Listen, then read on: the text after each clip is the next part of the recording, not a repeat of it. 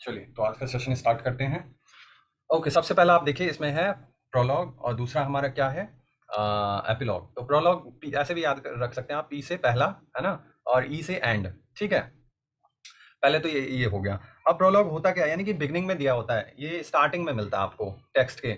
जब भी आप पढ़ना शुरू करते हो ना तो टेक्स्ट के स्टार्टिंग में आपको मिलता है, और इससे आपका मतलब आप जो पढ़ने जा रहे हो तो उसका एक्चुअली पर्पस क्या है ना, इसमें क्या वो पर्पस को रिवील करता है ये। ठीक, और इसका एग्जांपल जैसे कैंटरबरी टेल है ना, जॉफरी चौसर का है कैंटरबरी टेल, तो उसके स्टार्टिंग में ही क्या दिया हुआ है, प्रोलॉग। ठीक है, इसमें कोई कंफ्यूजन नो सर। है ना। तो प्रोलॉग कहाँ पे दिया होता है, किसी भी टेक्स्ट के स्टार्टिंग स्टार्टिंग में। में, स्टार्टिंग में दिया होता है, इतना याद रखिए है ना। और पी से पहला ऐसा भी याद रख सकते हैं आप, और इसका एक एग्जांपल है कैंटरबरी टेल, जिससे किसने लिखा है, जॉफरी चौसर ने। ये इसका एक एग्जांपल है। अब नेक्स्ट देखते हैं हमारा क्या है, दूसरा एपिलॉग। ठीक है, तो एपिलॉग देखिए वो एंड में दिया होता है। ठीक, ये एंड में दिया होता है, तो ई से एंड यानी कि आफ्टर टेक्स्ट। ये क्या है यहाँ पे स्टार्टिंग में ना, ये देखिए। ठीक, ये बिगिनिंग ऑफ द टेक्स्ट है और ये आफ्टर टेक्स्ट है, यानी कि जब आप पढ़ आफ्टर लेते हो। टेस्ट। हाँ, लास्ट में जैसे उसका उसका कंक्लूजन क्या निकला, रिजल्ट क्या निकला, तो एपिलॉग पढ़ के ना आपको ये पता चलेगा कि उसका रिजल्ट क्या निकला, इतना जो हमने पढ़ा उसका। जैसे कि आप द टेम्पेस्ट है ना, द टेम्पेस्ट है, उसके एक्ट 5 जब खत्म होता है तो लास्ट में हमें क्या मिलता है, एपिलॉग। ठीक, एपिलॉग। राइट, ये आपको क्लियर हो गया। Yes sir. हाँ, अब ये पेज नंबर ना आपको ये जो मिलेगा ऊपर ऊपर है ना, लेफ्ट या राइट में दिया हुआ है, तो उस हिसाब से आप देख लीजिएगा। अब नेक्स्ट देखिए यहाँ पे तीसरा आता है इकोलॉग। इकोलॉग क्या होता है, या तो एक शॉर्ट पोयम है ना, या किसी भी पोयम का क्या होता है, शॉर्ट पार्ट। और जैसे आपने अभी पढ़ा था कि यहाँ पे प्रोलॉग स्टार्टिंग में मिलता है ना, टेक्स्ट के स्टार्टिंग में मिलता है, जिससे हमें पर्पस पता चलता है। और यदि ये पोयम के स्टार्टिंग में हमें उसका पर्पस बताने के लिए क्या मिलेगा, उसको हम क्या बोलेंगे, इकोलॉग। ठीक है, इकोलॉग। ओके। इकोलॉग। हाँ, ठीक। तो इकोलॉग किसी भी पोयम का शॉर्ट पार्ट हो सकता है, पोयम का इंट्रोडक्शन टाइप मान लीजिए। ठीक है, और ये पेस्टोरल टाइप होता है। ठीक, पेस्टोरल आपको पता है, पेस्टोरल जो होते हैं, नो। No sir. जिसमें देखिए जिसमें वो या तो नेचर से अच्छा, वो रिलेटेड, सैफर्ड। सैफर टाइप का रहेगा है ना, या फिर नेचर की बात की जाएगी, रूरल एरियाज की बात की यस। जाएगी, नेचर ब्यूटी की बात की जाएगी है ना, गडरिया उसमें होगा। मतलब वो राइटर क्या कहते हैं अपने आप को वो उससे अपने रिलेटेड। साथी गडरिया, साथी जो रहता है उसका उसका लिए वो गा उसके लिए जो है वो नहीं कहता नहीं, है, वो कुछ बन ऐसा के, है उसका। नहीं नहीं, वो बन के हाँ, वो और बन के। उस कैरेक्टर में आकर के ना रिवील करता है चीजें। ठीक, यस यस। तो उसमें ये रूरल एरियाज होंगे, नेचुरल चीजें के बारे में बात की जाएगी, और फिर मतलब या तो उस तरह का होगा। ठीक है, या फिर वो क्या होगा, शेफर्ड बन के आएगा और फिर वो अपनी मतलब अपनी चीजों को सामने रखेगा। तो ये हो गया हमारा क्या, पास्टोरल टाइप। हाँ पेस्ट्रोल टाइप होता है, और इसको इकोलॉग। हम क्या इकलॉग बोलते हैं। ठीक है, इकोलॉग। हाँ। अब नेक्स्ट आता है हमारा देखिए नेक्स्ट इंटीरियर मोनोलॉग। ठीक है, दिख रहा है आपको। Yes sir. हाँ, इंटीरियर मोनोलॉग देखिए, इसमें और इसमें बहुत ही क्लोज डिफरेंस है, और कोई टिपिकल जैसी कोई चीज नहीं है। ठीक, ये फिफ्थ वाला है ड्रामेटिक मोनोलॉग, और ये है इंटीरियर मोनोलॉग। तो ये देखिए, ये इसके नाम से पता चल रहा है, दोनों बाकी दोनों चीजें सेम है। ये ड्रामेटिक मोनोलॉग है, यानी कि जब ड्रामा होगा ना, ये थिएट्रिकल डिवाइस है। जब थिएटर में परफॉर्म करते हैं ना लोग, पहले तो थिएटर ही हुआ करते थे। हम्म। ठीक है, तो थिएटर का भी मैं बताऊंगा कि 4-5 जो थिएटर हैं ग्लोब तक। ठीक, पहला कौन सा आया, दूसरा कौन सा आया है ना, स्वान कब आया, ग्लोब कब आया, तो ऐसा करके उसका सीक्वेंस भी याद रखना, क्योंकि कभी भी कुछ पूछ लेता हूँ एग्जाम में। तो खैर बात की बात है। तो इंटीरियर मोनोलॉग जो है यहाँ पे, और ड्रामेटिक मोनोलॉग में याद रखिए कि जो ड्रामेटिक मोनोलॉग है वो क्या है, थेटिकल डिवाइस। पहले टीवी भी तो होता नहीं था ऐसे कि और जो आजकल के थिएटर वैसा मतलब जो मूवीज वाले होते हैं वो तो था नहीं। तो आज भी थिएटर चलते हैं, लेकिन जो आज परफॉर्म करते हैं ना वहाँ पे लाइव जो सामने आप देखते हो। ठीक, तो वो तो ये थिएटिकल डिवाइस है। और इंटीरियर मोनोलॉग क्या है, जैसे नॉवल वॉवल आप पढ़ रहे हो फॉर एग्जाम्पल, तो उसमें आपके सामने नहीं है ना कैरेक्टर, तो जो ऑथर है, रीडर है ना, तो अब मान लीजिए उसमें कोई कैरेक्टर है, अब वो कैरेक्टर क्या सोच रहा है, ठीक है, उसको बताने के लिए वो इंटीरियर मोनोलॉग का यूज करता है। ओके। उसमें आवाज तो नहीं आएगी ना आपको, ना वो आपको आदमी आदमी कुछ इधर मूवमेंट दिखेगा ना कुछ ऐसा। तो ये क्या होता है इंटीरियर का, आपको पता है मतलब कि क्या होगा इंटीरियर, मतलब उस जो सोच रहा है उसके जो थॉट्स हैं। तो या तो उसके जो ऑथर, थॉट। हाँ, या फिर ऑथर ने जो उसमें कैरेक्टर रखा है उस वो जो सोच रहा है, तो ऑथर के जो आइडियाज हैं, थॉट है, या कैरेक्टर उसमें जो है ना, जिसको कैरेक्टर बनाया ऑथर ने, उसके जो आइडियाज और थॉट हैं, वो रीडर तक जाता है किसके थ्रू, इंटीरियर मोनोलॉग के थ्रू। ओके। और इसका बेस्ट एग्जांपल है the love song of J Alfred, ठीक है। तो ये किसने लिखा है? टीएस एलियट ने लिखा हुआ है। अब देखते हैं थिएटर, हाँ बिल्कुल ये ऐसा ही है, थिएटर जैसे इंटीरियर मोनोलॉग है वैसे ड्रामेटिक मोनोलॉग है, लेकिन इसमें क्या है, क्योंकि परफॉर्म करते हैं। अब थिएटर में मान लीजिए 4 कैरेक्टर है, ठीक है, 4 है, 5 है, 6 है, कितना भी हो सकता है, ठीक। या टीवी में भी आप देखते हो, टीवी में भी आप देखते हो ना कि सास बहू और ये वो सब रहते हैं, तो जो एक एक बोल रही होती है ना, वो बाकी किसी को सुनाई नहीं दे रहा होता है, सिर्फ ऑडियंस को सुनाई देता है या जो व्यूअर्स को सुनाई देता है ना, कि मैं वो ऐसी है, मैं ऐसी हूँ। तो इसको बोलते हैं हम क्या, ड्रामेटिक मोनोलॉग। यानी सारे कैरेक्टर वहां पे रहते हैं, लेकिन वो जो आवाज है ना, जो क्या सोच रही है, वो सिर्फ क्या होता है, उनको नहीं सुनाई दे रहा होता है, व्यूअर को सुनाई दे रहा होता है।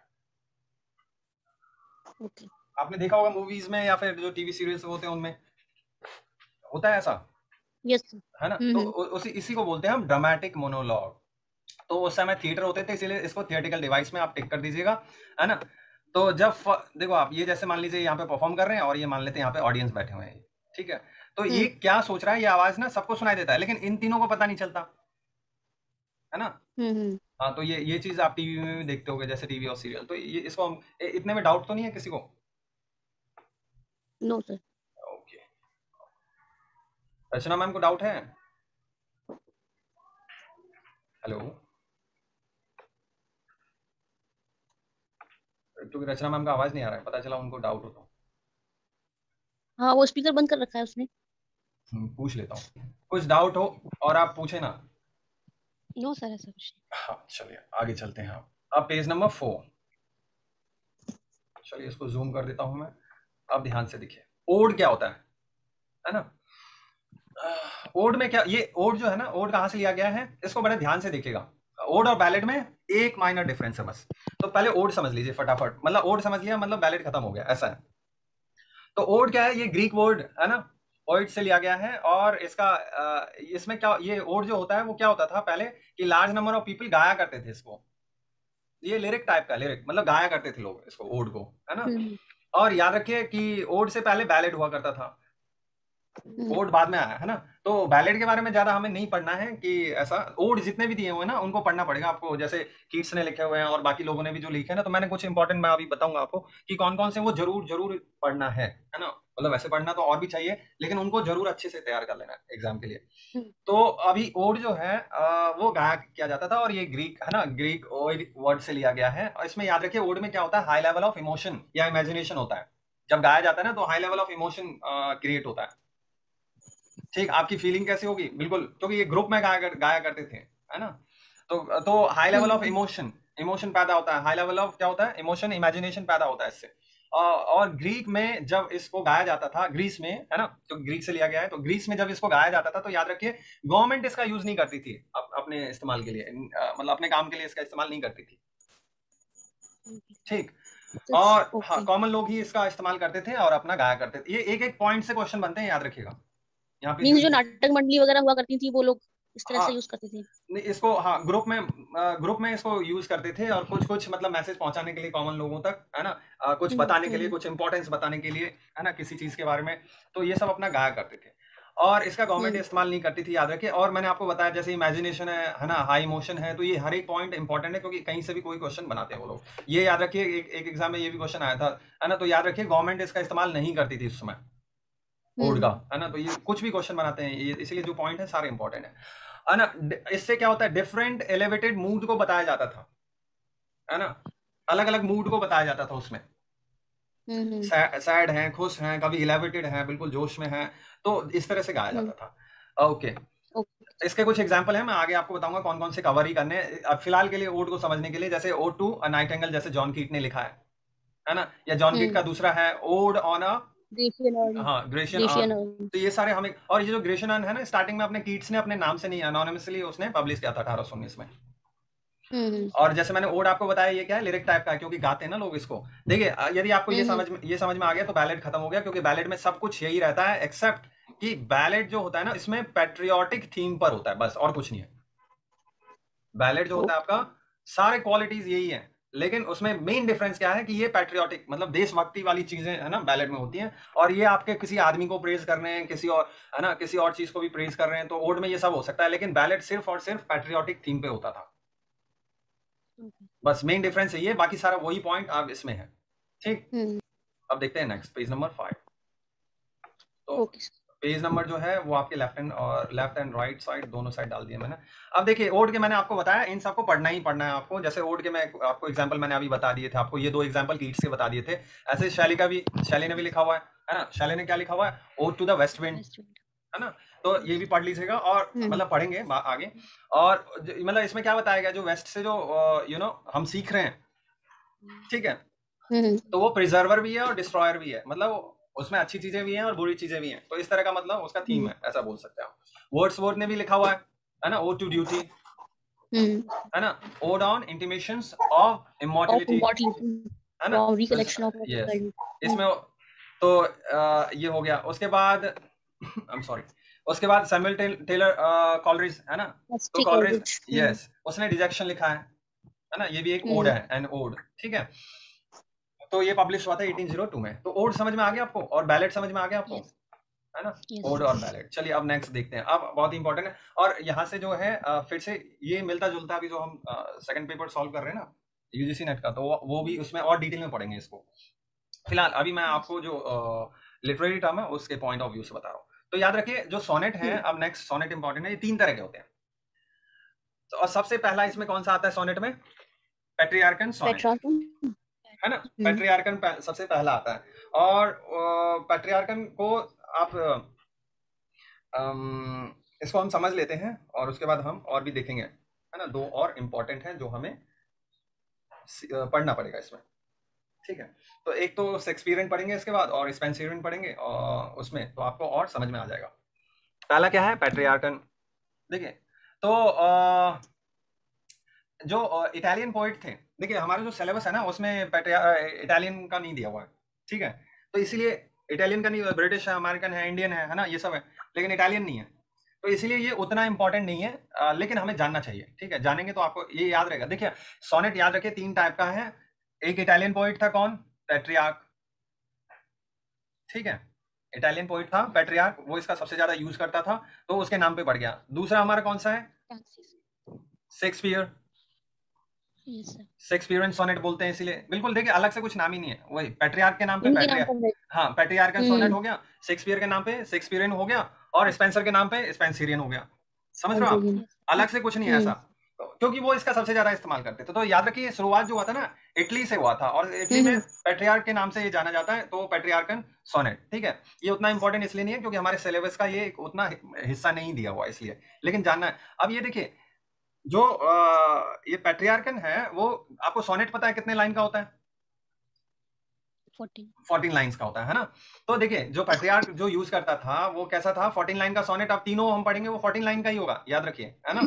लेकिन मेन डिफरेंस तीनों का क्या है वो समझना जरूरी है। बस हुआ क्या कि ऐसा होता है ना कि कोई चीज कहीं पे शुरू होता है, जैसे इंग्लिश लैंग्वेज का ये जो आपने हिस्ट्री पढ़ा होगा, या इंग्लिश को हम देखें तो जब कैसे शुरू हुआ है और कैसे कैसे चेंज हो गया, फिर बाद में बहुत सारे लैंग्वेजेस के ना वो क्या ऐड हो गए। तो ये जो सोनेट मैंने आपको बताया कहाँ से शुरू हुआ है? इटली से शुरू हुआ। तो हाँ, तो 14 लाइन वाला कॉन्सेप्ट तो रह गया, लेकिन उसका जो जो उसका यूज है वो बदलता गया। समझ रहे हो आप? सोनेट 14 लाइन का ही है, लेकिन उसका यूज आप समझ लोगे तो आप समझ लोगे ये शेक्सपियर का और ये स्पेंसरियन है और ये पेट्रियार्कन है। पेट्रियार्कन में बिल्कुल सीधा सीधा है। 8 लाइन का स्टैंजा जिसे हम बोलते हैं ऑक्टेव, और 6 लाइन का स्टैंजा जो क्या है हमारा? हाँ, सेस्ट, ठीक है। तो ये जो राइमिंग स्कीम है ना, मतलब 8 लाइन वाला स्टैंजा जो है ऑक्टेव राइमिंग स्कीम है इसमें, यानी ये आता है A B B A B B A. पहले ए लिखा आपने, लास्ट में ए है। देखिए पहले ए है और लास्ट में ए है, बीच में डबल लगा दीजिए सारा, B B B A B B, बस, ठीक है। यहाँ पे थोड़ा डेट आ गया, मैंने अभी फोटो क्लिक किया था। एक्चुअली ये बड़े नोटबुक में लिखा है ना, तो स्कैनर में आता नहीं, मेरा स्कैनर A4 वाला है, ये थोड़ा सा लंबा है। कोई बात नहीं सर, दिख रहा है, वो क्लियर है। हाँ, तो मतलब जैसे नोट्स में ये ऐसे मिलेगा तो याद रखिएगा ये, और नहीं तो वीडियो एक बार आप रिपीट कर लीजिएगा। तो देखिए दोनों तरफ ए है, बीच में बी बी, ऐसे याद रखिए। मतलब कुछ नहीं, 8 लाइन वाला है, दोनों तरफ ए लिखा, B B A B B, खत्म, 8 लाइन। अब नेक्स्ट है हमारा 6 लाइन वाला जो इसकी जो राइमिंग स्कीम है ना, वो नीचे एक्चुअली नीचे आ नहीं पाया, तो मैं बता देता हूँ, चाहो तो आप कहीं नोट भी कर सकते हैं। उसका है C D C D C D, हाँ सी डी, याद रखिए CD हाँ, डीवीडी नहीं, सीडी सीडी सीडी ठीक है, 6 लाइन वाला, ठीक है। नहीं देखिए, मैं वो और में आता है, मैं बताता CD हूँ। CD CD। बस पहला तो ये है ना। अब इसमें और करके एक और लिख लीजिए, 6 लाइन वाला stanza, C D E, C D E, E और जोड़ दीजिए। तो ये दो हैं 6 लाइन वाले, ठीक है। तो ये कौन सा हो गया? हाँ, पेट्रियार्कन सोनेट। पेट्रियार्कन सोनेट खत्म हो गया, और ये आपका सोनेट यानी 14 लाइन, इसमें 8 लाइन स्टैंजा और 6 लाइन स्टैंजा मैंने आपको बता दिया। उसका राइमिंग स्कीम कैसा है वो भी मैंने आपको बता दिया, ठीक है। चलिए अब दूसरा हम देखते हैं।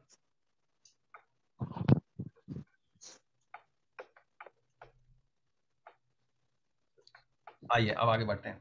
तो मैंने आपको बताया था कि जो सोनेट है ये सोनेटो इटालियन वर्ड से लिया गया, इटली में स्टार्टिंग हुआ था, जिसका मीनिंग क्या होता है? स्मॉल सॉन्ग या पोयम जो 14 लाइन का होता है ना। ये मैंने आपको बता दिया था, है ना। ये आपको मैंने ये ऑक्टेव कितने कितने लाइन के स्टैंजा होते हैं? 8 लाइन वाले। 8 लाइन। और दूसरा कितना था? 6 लाइन लाइन। स्टैंजा। और आपको राइमिंग स्कीम भी 6 पता है, लाइन्स। दोनों की राइमिंग स्कीम भी पता है अब आपको, है ना। अच्छा, यहाँ तक कि पेट्रियार्कन यानी जो इटालियन है ना फॉर्म, ये जो पेट्रियार्कन है वो इटालियन फॉर्म से लिया गया है। लेकिन बाद में क्या हुआ, जब ये इंग्लैंड और दूसरे जगह पे पहुंचा तो 14 लाइन तो वैसा का वैसा रहा, लेकिन राइमिंग पैटर्न बदल गया। समझ में आया आपको? सोनेट यानी 14 लाइन का सिर्फ राइमिंग पैटर्न, 8 लाइन वाला, 8 और 6 वाला राइमिंग पैटर्न आपको बता दिया था मैंने अभी, है ना। तो 8 + 6 यानी 14 लाइन सोनेट हो गया, और राइमिंग आपको पता था। अब हुआ क्या देखिए, अब बाद में क्या हुआ कि जो मैं आपको शेक्सपियरियन वाला बताने वाला हूँ और स्पेंसरियन वाला बताने वाला हूँ, इन्होंने कैसे 14 लाइन बनाया देखिए। उन्होंने क्या लिया कि अब यहाँ पे देखिएगा 3 क्वाड्रेंट्स ले लिया, यानी एक क्वाड्रेंट में कितना होता है? 4 लाइन, 4 लाइन है ना। तो 3 × 4 कितने हो गए? 12 लाइन कवर हो गए, लेकिन हमें कितने 14 तक पहुंचाने हैं, तभी तो सोनेट बनेगा। और वो क्या करते थे, राइमिंग पैटर्न इन्होंने चेंज किया, लास्ट में एक कपलेट ले लेते थे। एक कपलेट में कितने? 2 लाइन होते थे। 2 लाइन्स। अब बन गया 14 हो गए, यानी सोनेट बन गया आपका। Yes sir. तो सोनेट तो बन गया। Yes sir. लेकिन अब आप पूछोगे कि भाई राइमिंग स्कीम का क्या हुआ, है ना। तो राइमिंग स्कीम अब देखते हैं शेक्सपियर का राइमिंग स्कीम क्या था। देखिए ये रहा। तो ये देखिए 1 2 3 यानी 12 लाइन कवर हो गए, प्लस ये लास्ट का एक कपलेट। Yes sir. ये क्या हो गए? एक क्वार्टराइन यानी 2 3 यानी 12 लाइन, है ना। ये लाइन की राइमिंग स्कीम दी है, ए बी शेक्सपियर का ये, ठीक है। पहले तो याद रखिए शेक्सपियर का क्या था? 3 क्वार्टराइन और प्लस 1 कपलेट। और पेट्रियार्क का क्या था? 8 + 6। Yes sir. Octave and sestet. Okay चलिए। और अब देखिए शेक्सपियरियन का भी यही है, शेक्सपियरियन का भी यही है कि 3 क्वार्टराइन और एक कपलेट, लेकिन राइमिंग स्कीम इसके अंदर बदली हुई है। तो आप देखते हैं। ओके, तो यहाँ पे देखिए इसने कैसे यूज किया? A B C D E F G. बिल्कुल सिंपल है, ABCD है, सिर्फ ABCD से लेकर G तक है, ठीक। ये राइमिंग स्कीम हो गई। अब राइम का मतलब पता ही होगा आपको, जैसे आप बचपन में हम पढ़ते थे ना, ट्विंकल ट्विंकल लिटिल स्टार। देखिए लास्ट में how I wonder how what you are, star are match कर रहा है ना, up above the world so high like a diamond in the sky. High और स्काई मैच कर रहा है ना, ये राइम है, राइम है ना, ये राइम। तो देखिए यहाँ पे ए वाला यहाँ से यहाँ मैच कर रहा है, बी वाला यहाँ से यहाँ मैच करेगा, लाइन लास्ट वाले जो है ना वो ऐसे मैच करेगा।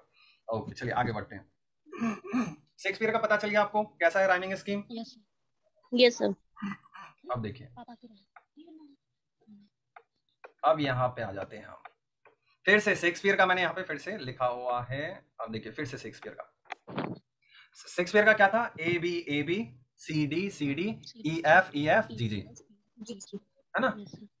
ये था शेक्सपियर का, यानी 3 क्वार्टराइन्स और 1 कपलेट, और हो गया हमारे 14 लाइन। ये 1 2 3 मिला के 12 लाइन, और प्लस ये 2, है ना, 1 कपलेट का। अब देखिए स्पेंसरियन और इन दोनों का कंपैरिजन देखिए। ये देखिए, मैं अब दोनों आपको दिख रहा है।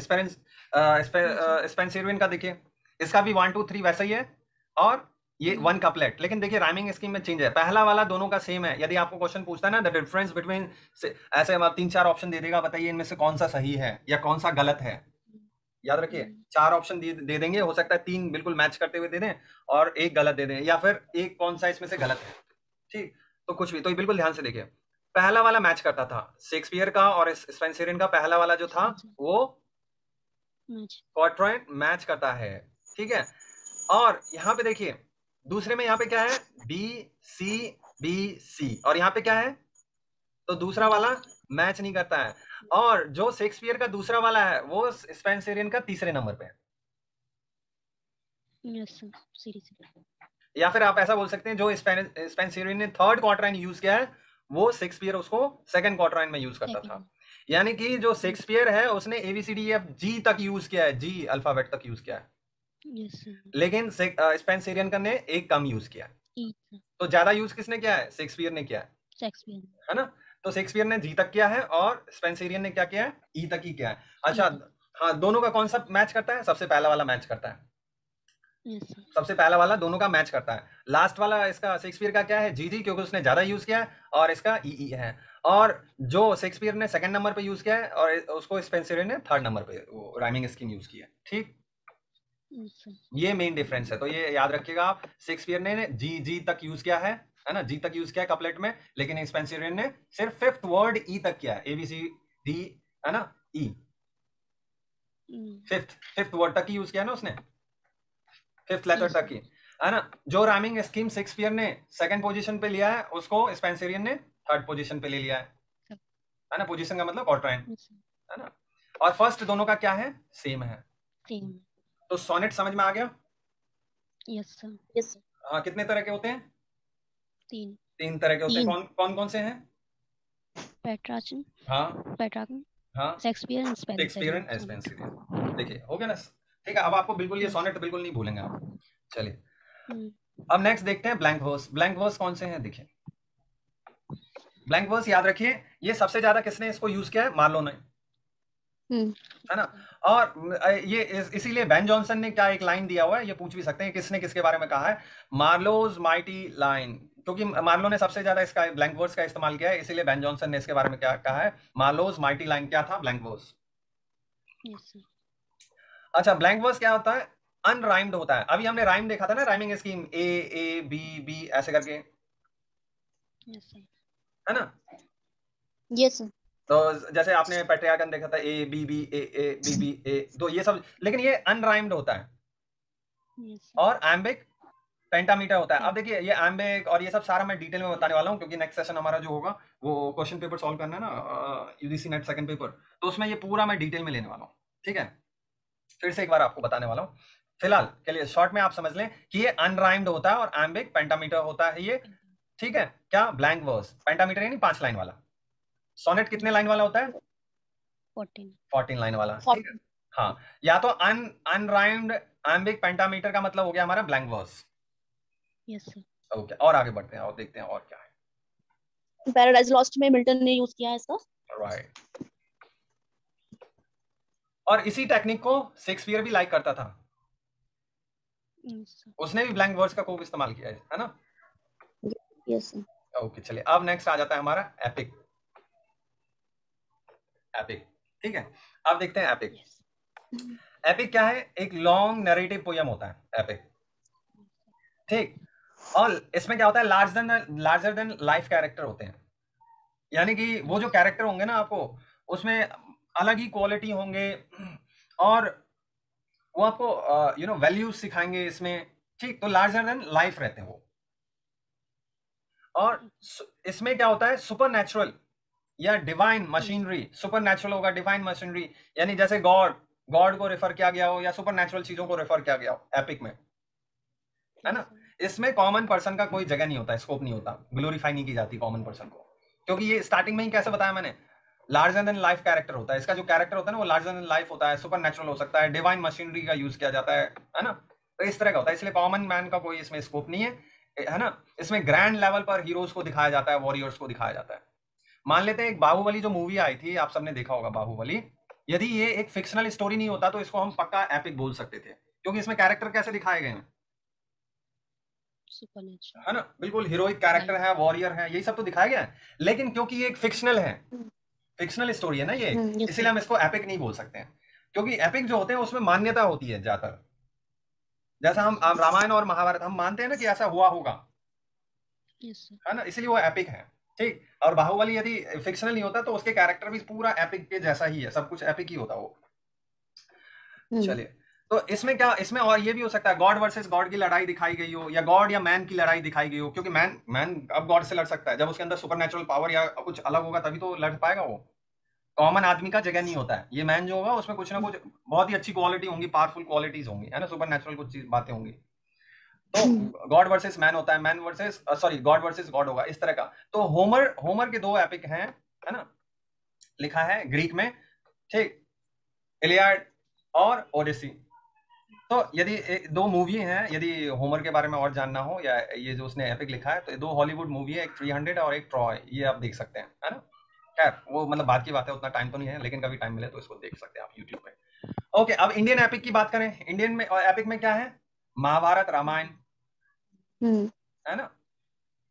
तो ये क्या होते हैं कि ये प्रभाव डालते, अब अच्छा ऐसा नहीं है कि रामायण का अलग अलग वर्जन है, एक वो टर्म यूज होता है हेजेमनी, है ना। ये प्रभाव डालते हैं, जैसे आप इंडिया का रामायण पढ़ोगे ना आप, तो आपको थोड़ा अलग, और यदि आप श्रीलंकन रामायण पढ़ोगे तो क्योंकि श्रीलंका का वो रावण जो राजा था ना, तो थोड़ा सा अलग सा मिलेगा आपको, क्योंकि उन्होंने उसको प्रेज किया होगा, समझ लो, अलग अलग वर्जन है, इसको हेजेमनी बोलते हैं। वो अलग अलग प्रभाव डालते हैं, मेन तो वही रहता है, मतलब मेन रामायण तो यही है, लेकिन इसके जो अलग अलग वर्जन है ना, उसका मतलब मेन से ही प्रभावित रहते हैं वो, ठीक। ऐसे ही महाभारत हो गया। अब तमिल का आप, यदि हम तमिल की बात करें तो वहां पे तमिल में भी एक एपिक है, और भी हैं, बहुत सारे हैं, ठीक है। तो ये एग्जाम्पल एक लिखा हुआ, ठीक, एला पैत्रिक करम, ठीक है। तो ये सारे आप 2-3 याद रखिएगा एपिक के एग्जाम्पल। तो एपिक में क्या बात की जाती है, वैल्यूज एंड वर्च्यूज की बात, गुण की बात करी जाती है, वैल्यूज की बात करती है। जैसे राजा राम थे, तो उन्होंने मतलब जैसे राजा बनना छोड़ के वो जंगल चले गए, तो वैल्यूज कि भाई मुझे पिता का वो मान रखना है ना। तो इस तरह की बातें होती हैं इनमें। ओके, चलिए एक लास्ट वाला है अब। तो हमने एपिक पढ़ लिया, अब आता है मॉक एपिक, है ना। तो मॉक का मतलब क्या होता है, मजाक उड़ाना। तो यानी कि जो एपिक मतलब होता क्या है कि ऑथर स्टार्टिंग में लिखना तो चाहता है एपिक जैसा कुछ, कैरेक्टर भी शुरू में वैसे ही लिखता है, लास्ट में लेकिन ऐसा हो जाता है कि या तो उसका मजाक उड़ जाता है, या मतलब वो एपिक से वो दूसरी डायरेक्शन में चला जाता है। स्टार्टिंग में दिखाएगा बहुत ही अलग अलग कैरेक्टर हैं, सुपरनेचुरल और ऐसा, जैसे रेप ऑफ द लॉक है ना। तो रेप का मतलब यहाँ पे ये अभी जो मीनिंग है रेप का वो अलग है। तो रेप का मतलब ये एक्चुअली उन्होंने लैटिन वर्ड से लिया है, जहाँ पे लिखा है फोर्स या सीज, रोक देना। और लॉक का मतलब क्या है, एयर लॉक, जो लट होती है ना, फीमेल्स की। लटिन वालों हाँ, को। तो इसमें जो बेलिंडा कैरेक्टर है ना, एक यंग लेडी, है ना, तो उसके जो बेलिंडा जो है उसके लटों को काट देता है, उसी का स्वेटर, है ना। यानी कि एक आदमी था जो उससे शादी करना चाहता था, या उसके पीछे पड़ा होगा, है ना। तो आप पढ़िएगा इसको, तो वो क्या करता है लास्ट में उसको, बेलिंडा के उस लॉक को काट देता है, ठीक है।